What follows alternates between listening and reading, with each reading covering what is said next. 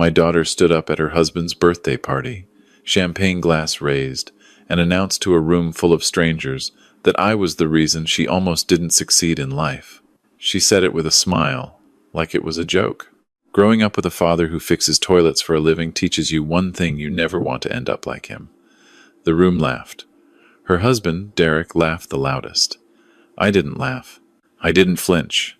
I just sat there in my old flannel shirt holding a glass of water, and I smiled, because I wasn't embarrassed. I was done. They had no idea what they had just set in motion. Before I tell you what happened next, let me know in the comments where you're listening from. And if you've ever been disrespected by the people you sacrificed everything for, hit that like button and subscribe, because this story will remind you that silence is not weakness. It is patience. And patience always wins. My name is Walter Greer. I am 67 years old, and for the last 30 years, every person in my life has believed I am a plumber. A good plumber, sure. Reliable, honest. The kind of man who shows up on time, fixes your leak, shakes your hand, and drives away in a dented white work van with Greer and Sons Plumbing painted on the side in faded blue letters. That is the man my daughter Nicole grew up watching. That is the man she learned to be ashamed of. The party was at Derek's place. Well, Derek and Nicole's place, a ridiculous glass and concrete house perched on a hill in Scottsdale, Arizona. The kind of house that looks like it was designed by someone who hates furniture. Everything was white. The floors, the walls, the couches. Even the dog was white. A tiny, nervous thing that trembled every time someone walked by. Derek had turned 40. To celebrate, he had invited approximately 80 of his closest business associates, none of whom, I suspected, actually liked him. They were all there for the free champagne, the catered sushi, and the chance to be seen at the home of Derek Ashford, self-proclaimed king of luxury real estate in the Southwest. I arrived in my work van. I had come straight from a job site, or at least that's what they believed. My boots were dusty. My jeans had a smear of grease on the knee. My flannel shirt was rolled to the elbows. I looked exactly like what they expected me to look, like a working man who didn't belong. Nicole met me at the door. She was wearing a silver dress that probably cost more than my van. Her smile was tight, controlled, the kind of smile a woman gives when she's already decided to be embarrassed but is trying to hide it. "Dad, you made it." Her eyes did a quick scan of my outfit. I watched the disappointment settle into her jaw. "You came straight from work?" "Had a job in Tempe. Emergency pipe burst. Couldn't leave the family without water." "Right," she said. "Of course." She glanced over her shoulder at the gleaming crowd behind her. "Maybe just stay near the back? Derek's partners are here. It's a business thing too, you know." "I'll be invisible," I said. And I meant it. I had been invisible for 30 years. One more night wouldn't kill me. I found a spot near the kitchen, away from the crowd. A young bartender, a college kid with kind eyes, handed me a glass of water without me asking. He could tell I wasn't a champagne man, or maybe he could just tell I didn't belong. Either way, I thanked him, and I watched. I watched Derek work the room. He was good at it. I'll give him that. Tall, square jaw, teeth so white they looked painted. He wore a slim navy blazer with no tie, the universal uniform of men who want to look rich and relaxed at the same time. He laughed too loud, touched too many shoulders, made too much eye contact. Every sentence out of his mouth started with I or ended with a number. I just closed on a $12 million listing in Paradise Valley. I just got back from Turks and Caicos. I'm looking at a 40-unit development in Sedona. He was performing, and the audience was buying it. Then came the toast. Nicole clinked a fork against her glass, and the room went quiet. She stood next to Derek, her arm linked through his, and she glowed. She was beautiful. She had her mother's face, sharp and elegant, and her mother's ambition, which was both a gift and a curse. "I want to say a few words about this incredible man," she began, and the room hummed with approval. Derek Ashford didn't come from money. He built everything from scratch. He taught me that success isn't inherited, it's earned. And I know that better than anyone. She paused. Her eyes found me in the back of the room. I thought for one brief, stupid moment that she was about to say something kind about me. about the man who raised her alone after her mother left, about the man who worked double shifts so she could go to college, about the man who drove 6 hours round trip every weekend to watch her play volleyball in Tucson. Growing up, she continued, and her voice took on that rehearsed podcast smooth cadence. I didn't have role models for success. My father is a plumber. She let the word land. A few people shifted uncomfortably. He's a good man, don't get me wrong. He works hard. But growing up watching someone who never wanted more, who was content to fix other people's problems instead of building something of his own, that taught me what I didn't want. It taught me to reach higher. A few awkward laughs. A few sympathetic nods. Derek jumped in, his arms squeezing Nicole's waist. And that's why she married me, right? Upgraded from copper pipes to copper rooftops. He grinned at the crowd. No offense, Walt. The room laughed. Really laughed. I was the punchline. Nicole didn't correct him. She didn't defend me. She just smiled that tight practice smile and raised her glass. To Derek, the man who showed me what winning looks like. I sat there in the silence that followed the toast, holding my water, feeling 80 pairs of eyes glance at me and then look away with the particular speed reserved for things that make people uncomfortable. I was the cautionary tale. I was the before picture. I was the reason Nicole's success story had emotional weight. I finished my water. I set the glass down on the counter. I stood up and I left. No scene, no confrontation. I just walked through the kitchen, out the side door, and into the Arizona night. The air was dry and warm, and the sky was enormous and full of stars, the way it only gets in the desert. Behind me, through the glass walls, I could see the party continuing. No one had noticed I was gone. That was fine. They had been not noticing me for 30 years. I walked past the rows of German SUVs and Italian sports cars lining the driveway. My white work van sat at the very end, deliberately parked away from the expensive vehicles, as Nicole had once asked me to do. I didn't get in the van. Instead, I walked past it, around the corner of the property wall, to a dark side street where a single vehicle was parked beneath a mesquite tree. It was a matte black Mercedes-AMG G63, custom interior, cashmere leather. It cost more than Derek's house, though he would never know it. I pressed the key fob. The cabin lights glowed softly. I got in, and the door closed with that heavy, vault-like sound that only truly expensive things make. I pulled out of the side street, drove past the party, and headed north toward the dark silhouette of Camelback Mountain. I didn't drive to a plumber's house. I drove to a private gate tucked into the mountainside, a gate with no address marker, no name, just a security camera and a biometric scanner. I pressed my thumb to the pad. The iron gate swung open without a sound, revealing a long, curved driveway lined with desert willow trees. The house at the top was built directly into the rock face. It was 11,000 square feet of hand-cut stone, floor-to-ceiling glass, and silent engineering. The infinity pool wrapped around the eastern edge, reflecting the lights of Phoenix sprawling below like a circuit board. My architect had called it a house that listens to the mountain. I just called it home. I walked through the front door. The motion sensors recognized my gate and softly illuminated the hallway. The walls held 3 original paintings I had purchased quietly at auction over the last decade. The floors were polished concrete, smooth and cool beneath my boots. In the main room, a Steinway concert grand piano sat by the window, its black surface reflecting the city lights. I had learned to play at 62. I thought you needed a hobby that wasn't making other people rich, because that's what I had been doing for 40 years, making other people rich. Here is the truth about Walter Greer, the plumber. In 1986, I was 27 years old. I had just started my plumbing business with a borrowed truck and $400. I was good with my hands, but I was better with numbers. Within 2 years, I had 6 trucks and 20 employees.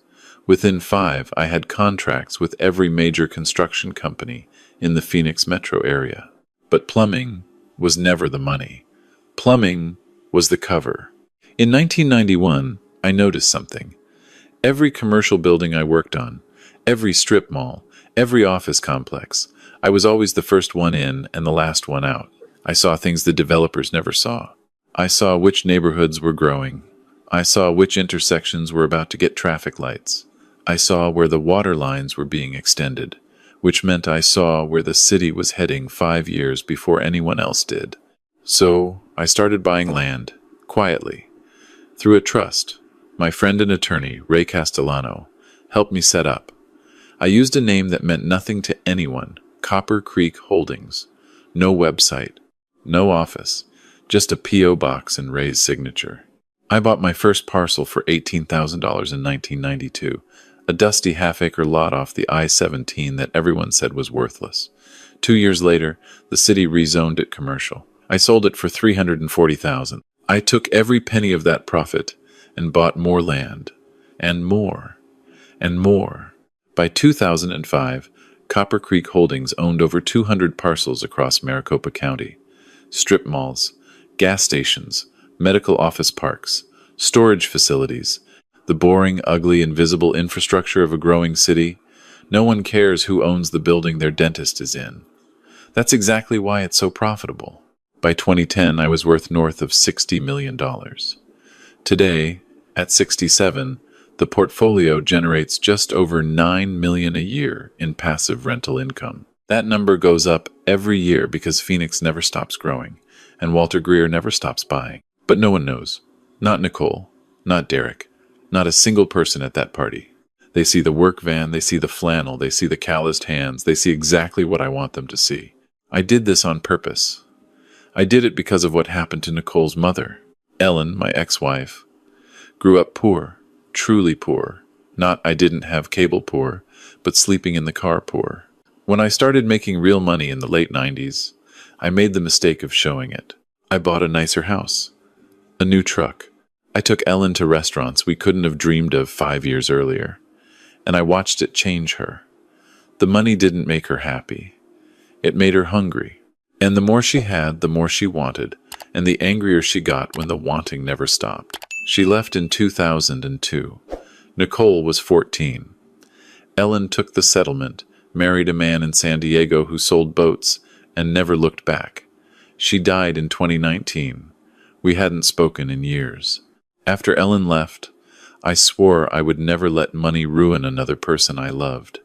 So when Nicole asked me why Mommy left, I didn't say because she became addicted to a life she didn't earn. I said, sometimes people just grow apart, sweetheart. And I packed the money away. I sold the nice house. I moved back into a modest 3-bedroom in Mesa. I kept driving the work van. I kept wearing the flannel.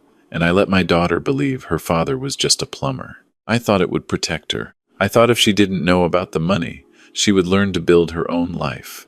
She would develop grit. She would never become her mother. I was wrong. She didn't become her mother. She became something worse. She became someone who measured every human being by what they had, and she placed me at the very bottom. My silence didn't teach her grit. It taught her contempt. The morning after the party, I sat in my home office. The sun was rising over the valley, painting the mountains gold and pink. I had slept 3 hours, not from anger, but from clarity.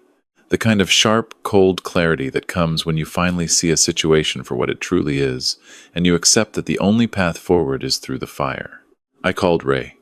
He picked up on the second ring. I watched the party from the security cameras Nicole doesn't know about, Ray said before I could speak. He had installed them in Nicole's house 2 years ago, during a renovation I had secretly funded. I saw the toast. I heard what she said. Then you know why I'm calling. I do. And I've been preparing for this conversation for about 5 years. Ray Castellano was not just my lawyer. He was my oldest friend, the only person on earth who knew the full architecture of my hidden life. He had managed Copper Creek Holdings since day one. He had set up every shell company, every trust, every lease agreement that quietly propped up Nicole and Derek's existence. Walk me through everything, I said. Ray's voice shifted into the calm, precise tone of a man reviewing a balance sheet. The house. Nicole and Derek's home in Scottsdale. They believe they purchased it 3 years ago with Derek's commission savings and a conventional mortgage. In reality, the down payment of $280,000 was a gift routed through a phantom seller's credit at closing, funded by Copper Creek. The mortgage itself is held by Southwest Desert Capital, which is a subsidiary of Copper Creek. They are making payments to you, Walter. They just don't know it. What about Derek's business? Derek Ashford Luxury Realty. His flagship listing, the one he won't shut up about, the $12 million estate in Paradise Valley. That property is owned by Copper Creek Holdings through a Delaware LLC. I gave Derek the exclusive listing as a favor to you. His commission on that sale, if it closes, would be $360,000, the largest payday of his career. A career that, I should note, has been artificially inflated by at least 6 Copper Creek properties I've quietly funneled to his agency over the past 4 years. I closed my eyes. The cars. Derek leases a Porsche Cayenne and Nicole drives a Range Rover. Both leases are guaranteed by Copper Creek through a fleet management company. They believe they qualified on their own credit. They did not. Derek's actual credit score, without your backing, is 582. He has over $90,000 in credit card debt he's hiding from Nicole. $90,000? Gambling. Online poker mostly. He's been hemorrhaging money for 2 years. The only reason he hasn't collapsed is because the Copper Creek listings keep throwing him just enough commission to stay afloat. Without those listings, his agency has 0 revenue. He has no other clients of substance. I sat with that for a moment. My daughter's winner. My daughter's upgrade from copper pipes. A gambling addict swimming in secret debt, propped up entirely by the plumber he mocked at his own birthday party. Ray, I said, shut it all down. There was no pause, no hesitation. All of it? All of it. Start with the Paradise Valley listing. Pull it from his agency, today. That will destroy his quarter. Good. Then pull every other Copper Creek listing from his books. I want his portfolio empty by Friday. Done. The vehicles? Terminate the guarantees. Both of them. I want recovery teams at their house by Thursday morning. Early. Before the sun comes up. The mortgage? Call the note due. The loan agreement has an acceleration clause for non-payment. They missed last month's payment. They're always late. Nicole's told me twice she had to remind Derek. Use it. 30-day notice of default? If they can't pay the full balance, we begin foreclosure. Ray exhaled slowly. Walter, the full balance on that mortgage is $1.2 million. They don't have $1,200, let alone $1.2 million. I know. This will make them homeless. No, Ray. This will make them honest. There's a difference. And the monthly support? Ah, yes. The monthly support. The final, most damning thread. 3 years ago, Derek's agency had a terrible quarter. He came to Nicole in a panic. Nicole came to me, standing in my Mesa kitchen, tears in her eyes, telling me they might lose the house. I should have said no. I should have said, you married a winner, remember? Winners figure it out. But she was my daughter, and she was crying. So I invented a story. I told her that her grandmother, my mother, who had died with nothing but a paid-off double-wide and a Bible, had left a small education trust for Nicole. A delayed inheritance, I called it. For the past 36 months, Ray had been wiring $5,000 on the 15th of every month into Nicole's personal checking account. She called it her safety net. Derek called it old family money. Together they spent it on brunches, Botox, and the illusion that they were richer than they were. Terminate the trust, I said, effective immediately. I want the next scheduled wire to bounce. Understood. Is there anything else? I looked at the photograph on my desk. Nicole, 9 years old, sitting on my shoulders at the Grand Canyon. Her face was pure joy. Mine was pure love. 2 people who hadn't learned yet how to fail each other. One more thing, I said. Find out everything you can about Derek's gambling debts. Who he owes. How much. I want to know who's circling. You think someone's going to come collecting? I think when the money disappears, a lot of things that were hiding in the dark are going to come into the light. I'll have a full report by tomorrow.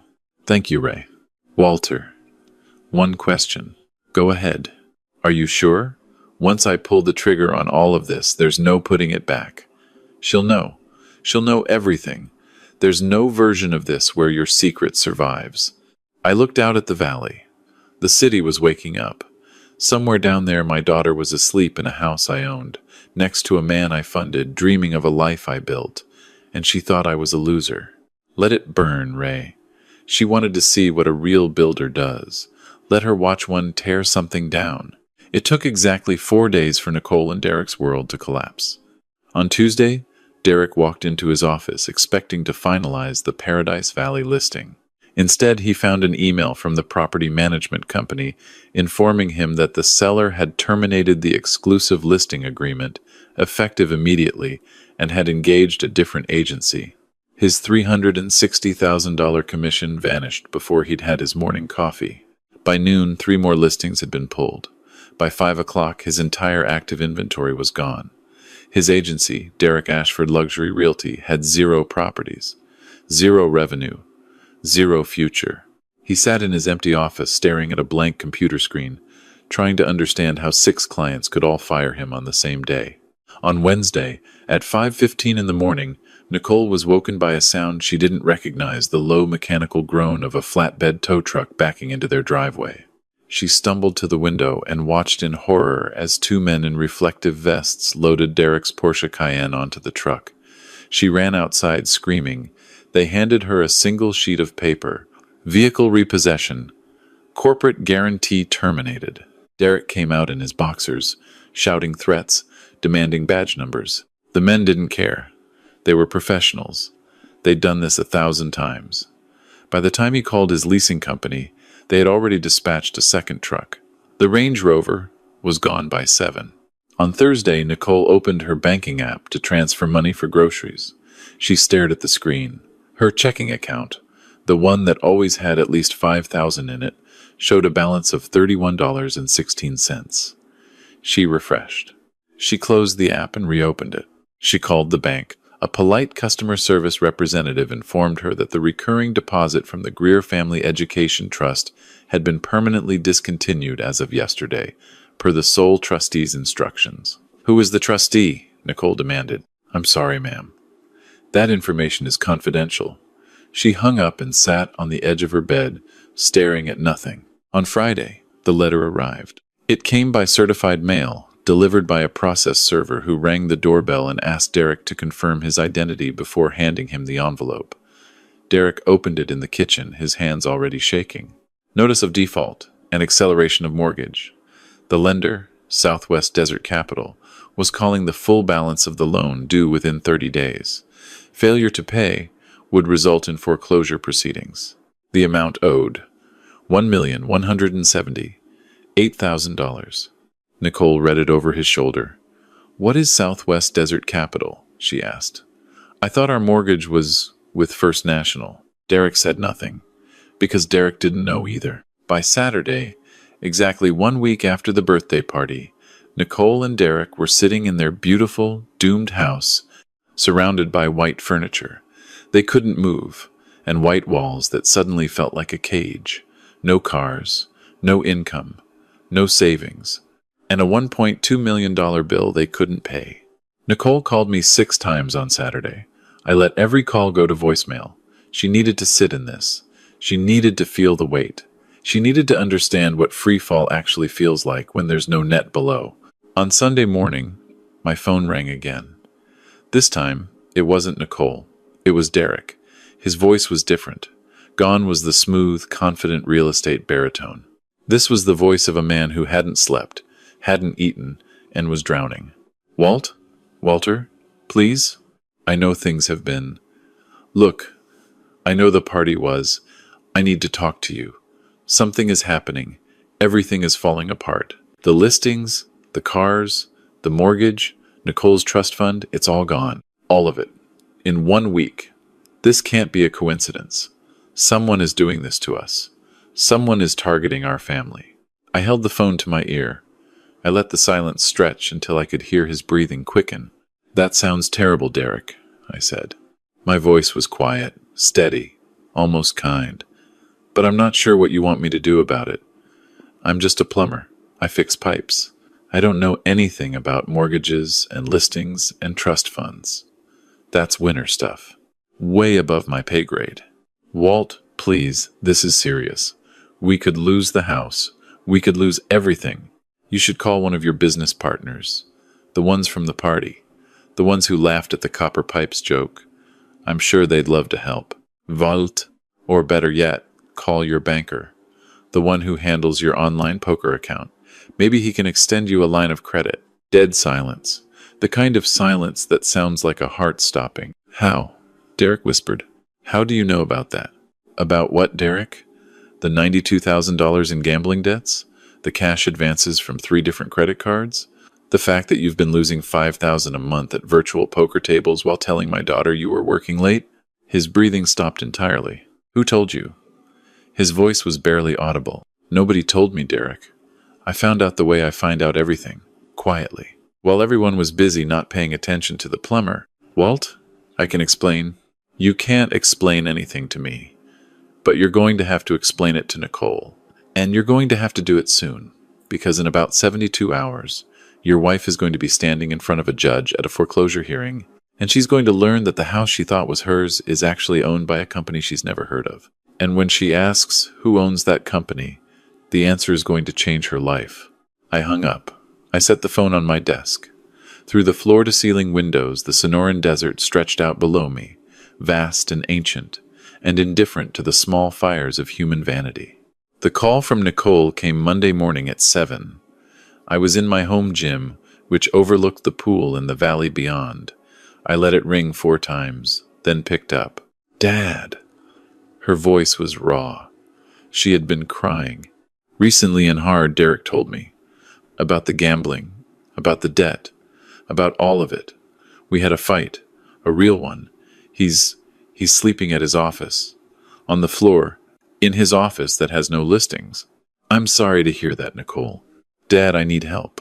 I know I don't deserve it. I know what I said at the party was awful. I know I've been terrible to you. But I'm scared.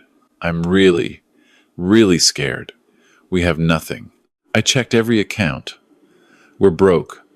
Worse than broke. And this mortgage company, this Southwest Desert Capital, they're going to take the house in 30 days, Dad. Where am I supposed to go? I don't know, sweetheart. Have you tried calling your mother's family? Mom's family hasn't spoken to me since the funeral. You know that. What about your friends? The ones from the party? She laughed. It was a bitter, cracked, awful sound. They're Derek's friends. They're not returning my calls. That's how it works, Nicole. The friends of the money leave when the money does. There was a long pause. I could hear her struggling to breathe. Dad, can I come stay with you just for a little while? Just until I figure this out? Your house in Mesa. The spare bedroom. I can sleep on the couch. I don't care. I need somewhere safe. You want to come live with the plumber? The silence that followed was heavier than stone. I deserved that, she whispered. Yes, you did. Dad, please. I know you don't have much. I know the house isn't fancy. I don't care anymore. I don't care about any of it. I just need my dad. I closed my eyes. For 30 years I had been waiting to hear those words. Not I need your money. Not I need your help. I need my dad. But I wasn't done. Not yet. There was one more revelation she needed to survive. Come to this address, I said, and I gave her the location of the mountain house, not the Mesa house. Come tonight, 7 o'clock. Come alone. What? What address is that? That's Camelback. Dad, that's 7 o'clock, Nicole. Don't be late. She arrived in an Uber at exactly 7. I watched her on the security monitor as she stepped out of the car and stood at the gate, staring. The iron gate, the biometric scanner, the long driveway disappearing into the mountainside. She looked at her phone, checked the address, looked at the gate again. She pressed the intercom button. Hello? I think I have the wrong address. I'm looking for Walter Greer? I pressed the button on my desk. Come in, Nicole. The gate opened. She walked up the driveway slowly, her head turning left and right, trying to make sense of the desert willow trees, the landscape lighting embedded in the rock walls, the sheer scale of the property. When she reached the front door, I opened it myself. I was not wearing flannel. I was wearing a simple black cashmere sweater, dark slacks, and handmade leather shoes. Nothing flashy, nothing loud, just quality so deep it whispered instead of shouted. She stared at me. Then she looked past me into the house. The polished concrete floors, the paintings, the Steinway, the vast wall of glass overlooking the entire Phoenix Valley, 10 million lights glittering below us like a fallen galaxy. Dad? The word came out small, confused, frightened. Come inside, Nicole. She stepped through the door like someone entering a church or a dream. Her eyes moved across the room, touching everything, the furniture, the art, the architecture, and finding nothing that made sense. Whose house is this? Mine. That's not. Dad, you live in Mesa. You drive a work van. I also own 214 commercial properties across Maricopa County, a holding company called Copper Creek Holdings, and a rental portfolio that generates just over $9 million a year. I've been a plumber for 30 years, Nicole, but I haven't needed to be one for about 25 of them. I kept going because I like the work, and because I didn't want you to know. She sat down. She didn't choose a seat. Her legs simply gave out and she dropped onto the nearest surface, which happened to be a hand-stitched Italian leather ottoman that cost $8,000. That's not possible, she said, but her voice said she already knew it was. The house in Scottsdale, I continued, my voice calm and even. Your house. The mortgage is held by Southwest Desert Capital. That's a subsidiary of Copper Creek Holdings, which means your mortgage is held by me. The down payment you used to buy that house was routed through the closing process by my attorney. You've been making payments to me for 3 years. Her hand went to her mouth. Derek's listings, the Paradise Valley Estate, the townhomes in Tempe, the office park in Chandler, all owned by Copper Creek, all given to Derek's agency as a favor to me by my attorney. Without those listings, Derek has no business. He never did. Stop, she whispered. The trust fund. Your grandmother didn't leave you anything, Nicole. My mother died with $1,100 in a savings account and a stack of overdue medical bills. The $5,000 a month came from me. Every penny. For 3 years. Please stop. The cars, both guaranteed by Copper Creek, pulled this week. She was shaking, not crying, not yet. Just shaking. Like someone standing in an earthquake, waiting for the ground to decide whether it was going to open up and swallow her whole. Why? She finally asked. And to her credit, it was the right question. Why did you hide all of this? I sat down across from her. I didn't reach for her hand. I didn't offer comfort. Not yet. Because of your mother. When your mother got a taste of money, it ate her alive.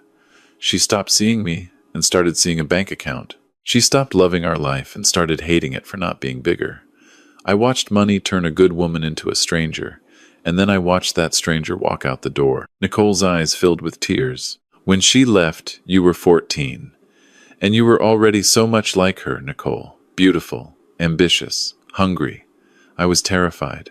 I was terrified that if you knew about the money, it would consume you the way it consumed her. So I hid it. I buried it so deep that even my own daughter would look at me and see nothing but a plumber. I thought if you believed I had nothing, you would build something real on your own, something earned, something that couldn't be taken away. And instead, she said, her voice cracking, I became someone who looks down on you. Yes, the tears came then. Not the pretty, controlled tears of a woman who cries to manipulate. These were ugly, raw, heaving sobs that shook her whole body. She slid off the ottoman and onto the floor, sitting on the polished concrete with her arms around her knees, and she cried the way she hadn't cried since she was a child. I called you a toilet fixer in front of 80 people, she said between sobs. I told them you were the reason I almost failed. I let Derek make jokes about you. I asked you to park your van out of sight. I was so ashamed of you. And this whole time I was the one paying for everything. Yes. Oh God, Dad. I let her cry. She needed this. She needed the full weight of it. Not as punishment, but as medicine. You cannot heal a wound you refuse to look at. After a long time, she looked up at me. Her mascara was ruined. Her silver dress confidence was gone. She was just a 38-year-old woman sitting on the floor looking at her father with eyes that were finally clear. What happens now? She asked. That depends on you. The house. The mortgage. Are you going to? I haven't decided. But you should know something first. Derek owes $92,000 in gambling debts. Some of that money is owed to people who don't send polite letters. He's been hiding this from you since before you were married. Your winner, Nicole. The man who was supposed to be the upgrade from the plumber. He's an addict and a liar who was surviving entirely on my charity. She stared at the floor. She nodded slowly, absorbing what she already half knew. I want to earn it back, she said quietly. Earn what back? Your respect. Your trust. I don't want your money, Dad. I don't. I want. I want to be someone you're proud of. I haven't been that person. I want to try. I looked at my daughter. I looked for Ellen in her eyes. And for the first time in 20 years, I didn't see her. I saw something else. I saw a woman who had just hit the bottom and was choosing, in this moment, to look up instead of looking for someone else to blame. Okay, I said. Here's what I'm going to do. I'm going to stop the foreclosure. I'm going to give you 6 months in that house, rent-free, while you get on your feet. Not Derek. You. If you want to stay married to him, that's your choice. But he solves his own problems. No more Copper Creek listings. No more phantom commissions. He either becomes a real agent, or he finds another career. She nodded. The trust fund is over. The cars are gone. You'll need to buy your own. Something you can actually afford. I'll help you find work. Real work. Not the influencer branding thing Derek talked you into. You have a degree in business administration. Use it. Okay. And Nicole. Yes? You're going to come here every Sunday. To this house. You're going to sit at that table and eat dinner with your father. And you are going to see me. Not the plumber. Not the loser. Not the before picture. Me. She broke again. She crawled across the floor and put her arms around my legs and held on like she was 9 years old again, sitting on my shoulders at the Grand Canyon, trusting me completely. I'm so sorry, Dad. I'm so sorry. I put my hand on her head. I held it there. And for the first time in 30 years, I let myself feel the weight of what I had carried. I know, sweetheart. I looked out at the valley. 10 million lights. 10 million lives. And this one small, broken, beautiful life in my arms, finally coming home. The lesson I learned is simple, and I'll carry it to my grave. You cannot protect someone from the world by lying to them. I thought my silence would make my daughter strong. Instead, it made her blind. She couldn't value what she couldn't see, and she couldn't see me because I was hiding. But here's the deeper truth, the one that took me 67 years to understand. The people who mock you for having nothing are not always cruel. Sometimes they are simply lost. They have been taught by a broken world that worth is measured in watches and addresses and job titles. They have been taught that love is a luxury only the successful deserve. My daughter didn't hate me. She hated the poverty she thought I represented because she was terrified it would consume her the way it consumed her mother. Her cruelty was just fear wearing a mask. If someone in your life has ever made you feel small for being simple, for being quiet, for working with your hands instead of your mouth, remember this: the loudest person in the room is almost never the most powerful, and the person they are laughing at might just be the one holding the keys to everything they have. Don't forget to subscribe for more stories like this. And if you've been underestimated by the people who should know you best, share your story in the comments. I read every one.